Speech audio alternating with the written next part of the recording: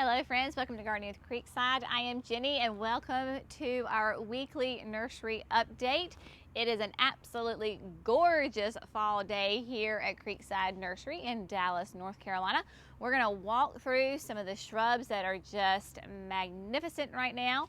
Then we've got gorgeous mums and pansies to show you. If you remember a couple of weeks ago, month ago, we planted up lots of baby pansies. You will be amazed. You won't believe how amazing they look right now. And then at the end, I want you to stay tuned because we have a fun little thing that we are doing here at the nursery for all of our fantastic visitors. So make sure you stay tuned for that. So come on, let's go take a little tour down here. Of course, we hit these last week, the limelight hydrangea trees. This is what you call a hydrangea standard form.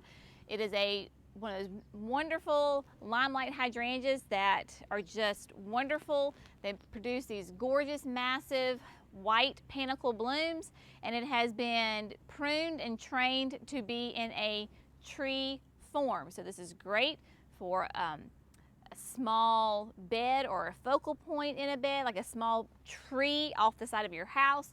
This is fantastic. Love the limelight hydrangeas, both the tree and just the good old regular hydrangea.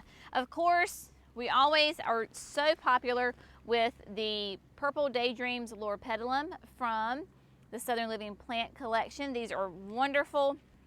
We've been selling a ton of these lately because folks just love them. They only get to be like a 3x3. Loropetalums are extremely easy, low maintenance, and along with this great Distilium. Now, a lot of times people will ask for an evergreen shrub that's not too big. Maybe they don't want to do a boxwood. Well, this is a Distilium. This is Blue Cascade, and it is going to be about a 3 to 4 both ways, and it's hardy in zones 6 to 9. So let me show you the tag because I know y'all love some tags. It is sunny, so we might be dealing with some shadows, so please forgive us on that. But this is a great one. It's wonderful for your foundation plantings, so near your house, or if you're looking to cover a lot of area, because they are wider than they are tall. So that's fantastic. Of course, the Encores are in bloom. Radiance Abelia, yet another wonderful foundation plant. It is an evergreen. It's nice and soft this time of year. It's going to put on these little white blooms. Let me come a little closer for Jerry. This is a really fun one because it has that great variegation of the leaf. Abelias do really, really well here in the South. They handle our heat and humidity like a champ, and there's tons of different varieties of Abelias. So if you're looking for a great small, again, it's not going to get very tall. It's a nice little wide little natural globe. And then of course you cannot beat, look at this. Now this one is really heavily variegated. It's got a leaf in it, but this is a loropetalum from Proven Winners, and this is Jazz Hands variegated. Now, if you look at this, you might think, oh my goodness, what is wrong with that plant? You either think that or you think, oh my goodness, I love this plant. So Jazz Hands variegated clearly can have some really strong coloration to it. It will have a nice green, it'll have a burgundy, it has pink tips on it, and then of course it has these splashes of white. So, did Jerry get the tag there for everybody? Now this one is going to be a bit of a larger size. It's going to be like a 4 to 6 feet tall and wide, and loropetalums are roughly in zones, they're a hot weather plant, 7 to 9. So loropetalums do really well for us. We have never had an issue with our winters getting too cold for loropetalums. Great, another evergreen option for you. I do want to show you, because they should be, at least they were last week, they had tons of blooms on them. Now, if you're standing here and looking at it, you may be like, Jenny, that's just like a holly bush, but it's not a holly bush. This is a tea olive. It is a different one than what we traditionally show you on the videos. It does have a bit of a more of a jagged leaf, kind of that holly-esque leaf to it, but tucked in, and hopefully there's some in here. You know, oh gosh. You know, this is the thing with live television. You never know what you're gonna find. Now, do you believe it? Oh, okay, I found some. Come over here. Now, not even a week ago, these things were absolutely covered in blooms. But I'm gonna let Jerry get in here. Tea olives have those little tiny, and yes, they are little, white blooms, but they smell heavenly. Very much like an orange, honeysuckle, jasmine flavor smell to them. Again, last week they were massive buds on them, but we did hit some hot temperatures, so they probably kind of freaked out. Once we get cool again, they'll probably flush back out with some blooms. This is another abelia. Can you tell we're underneath all the poplar trees? The poplars here are dropping their leaves like crazy, so hence all the crunching and all the leaves on the plants. But this is kaleidoscope abelia. So now you may think it looks a lot like the radiance abelia, but kaleidoscope does exactly what its name says. It will turn colors with the season. So Jerry zooms in here, you can see the different seasons of color on it. So once we start getting some more consistent cool weather, I mean, like this, yesterday it was like 85, I think, so North Carolina, it's all over the place. It will start to pick up those reds, burgundies, orange colors to it. Love it. So if you're looking for a nice pop of color, then kaleidoscope is a great option for you. Again, like all abelias, it's an evergreen here. All right, we're gonna go this way because the beauty berries, Pearl Glam, I mean, we just can't talk about these things enough. Look at this. I'm gonna let Jerry get in here right quick. Oh, look at those, Jerry. Right here. Look how glorious they are. Just massive berries on them. The birds do love to come and eat on the berries. So if you are a bird lover like I am, then these are fantastic. They do bloom on new growth, so you can easily prune them at the beginning of the spring every year to kind of keep their shape. You don't have to worry about cutting off last year's blooms. Love the Pearl Glam. We've done these in lots and lots of videos, so you can always go back and check out some other ones for details on that. But let's go on and head up to the pansies and the mums. Of course, candy corn. Look at candy corn. Sorry, spirea from Proven Winners. It's candy corn because the new foliage is that nice red. It'll get some yellow and orange to it. Just does fantastic, and you can see how pretty it is paired with that purple daydream. Loropetalum, gorgeous color contrast to them. Lovely, lovely, lovely. All right, so as you can see behind me, we have got mums in all of their glory. They are gorgeous, they are full. They are ready to be taken home. For those of you folks who were gonna be thinking about coming to Creekside this weekend, this is gonna be a great weekend to come see us. The weather is going to be fantastic. It is going to be gorgeous. Last weekend was rainy and a hot mess. This weekend, look at this. I mean, you have got purples that are just popping open. You have got purples that are in full bloom and massive. Again, I know I show you this every week, and this is not the same mum, but look at this. This is not an ordinary mum. This is gorgeous, absolutely beautiful. And I love, mums have that little earthy smell to it. I love it. It just says fall to me. Gorgeous. The oranges are starting to crack their color. This particular variety of orange, when you first see the buds, you think, oh my goodness, that's a red.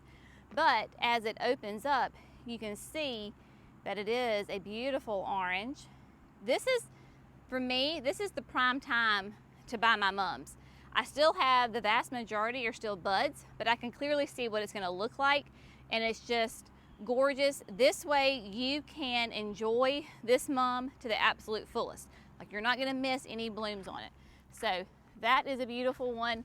And then of course we've got the reds, the yellows are just massive, and we've got tons of them. This isn't all the mums. Remember, we are the grower, so they're up in a whole nother location. But pansies, all right, let me find the ones. Jerry's gonna have to help me remember. Are these ours? All of them. So all of these that you see are the ones that we started from those little tiny plugs, and we stuck them into a hole. But look at this. This is gorgeous. We've got the lavenders, we have the whites, we have the dark purple, yellows, all sorts of neat ones. Let's see if I can grab, I'll let Jerry come over here and zoom in. This is a gorgeous one. Oh, it's over here. Jerry's pointing me. It's over here. Here we go.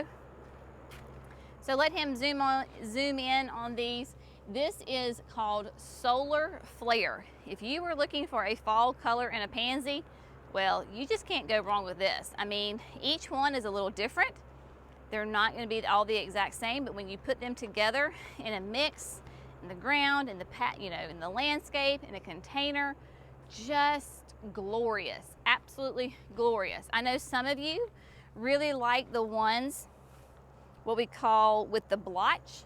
So the blotch, a pansy with the blotch, simply means that it has that dark center. So she's still opening up, but that dark center is considered a blotch. So we have multiple different kind of blotches in here.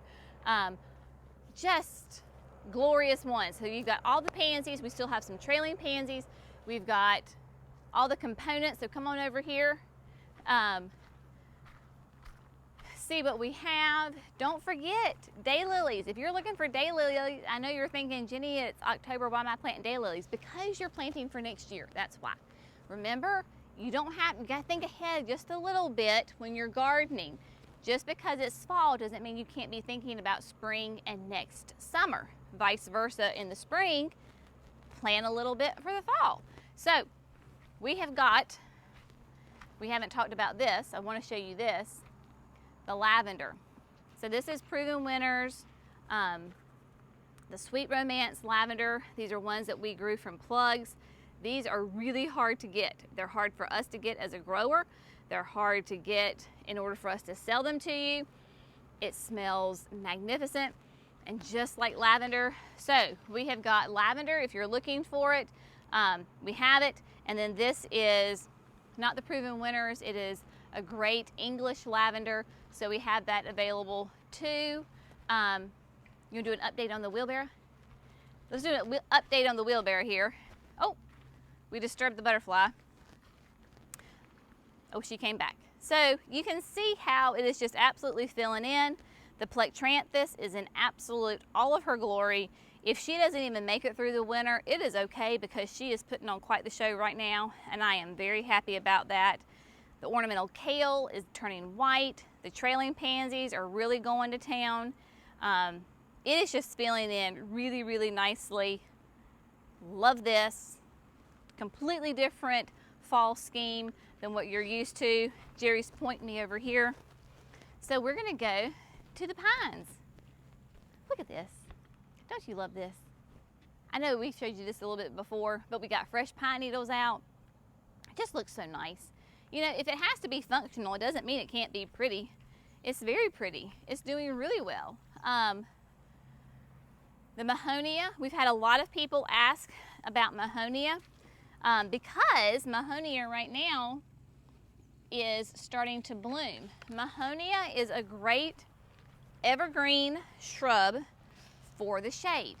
To me, it has a very much kind of like bamboo-esque look to it. But it is, you can see, putting on its little flower buds. A beautiful yellow color to it. Just going to be a nice little hint of some color. So if you need evergreen shrub for your shade, Mahonia might be a great option for you. This is going to be about a 3-foot tall shrub. So that is a great option. Red Rover. Red Rover, Red Rover. We just filmed a video with Red Rover last night. So I want you to stay tuned for a really unique, different one that I absolutely love, fall container using Red Rover.